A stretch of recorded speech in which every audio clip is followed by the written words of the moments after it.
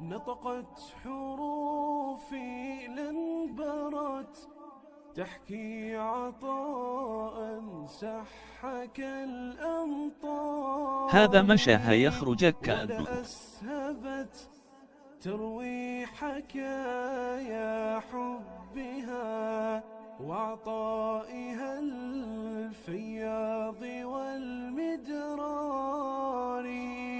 سارت وقدوم